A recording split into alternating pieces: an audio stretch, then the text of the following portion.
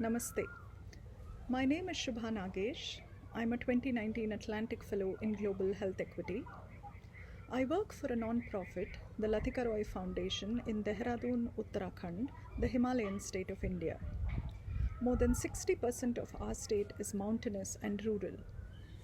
The foundation is considered one of India's leading organizations for disability work, and we support children and young adults with disabilities and their families. Before COVID-19, our centers provided intervention and therapy services to around 300 children each day. We have been closed for more than a month now. Our staff is working overtime to stay connected with the children and their families through phone calls, video calls, and WhatsApp messages. Staff meet online for meetings to discuss work progress and to make plans. We realize work could be suboptimal, but we're left with no choice in these unusual circumstances that have created a shift from direct face-to-face services to indirect home-based services, with staff supporting parents through audiovisual media. The pandemic, as we know it, poses extra risks, consequences, and anxieties for children with disabilities. Social distancing is challenging because many children rely on their parents for all their needs. Hand washing is a challenge, particularly for children with intellectual impairment. Some conditions in themselves pose additional risk of contracting the infection. And parents these days are going through unimaginable times.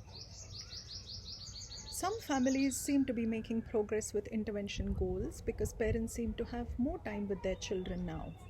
But others are grappling with trying to balance work from home and domestic responsibilities and don't seem to have much time to spend with their children. Our staff remain highly motivated, and they see the difference that their conversations make to parents and how it inspires them to work better with their children.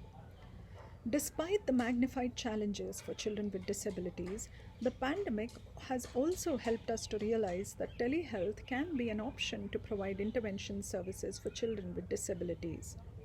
It has led us to think differently and to develop alternate ways to connect with families, which in the long run can be validated to increase reach, access, and utilization of services, particularly here where distances and poor local transport are major barriers.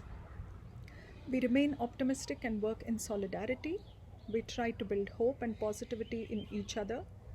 We believe that looking out for each other, children, their families, our staff, and our community is the only way forward. Disability is quite simply the only minority group that one can join at any time in one's life. So also from that point of view, for all of us, it's in our best interest to start thinking about it, to be accommodating and to embrace people with varied abilities.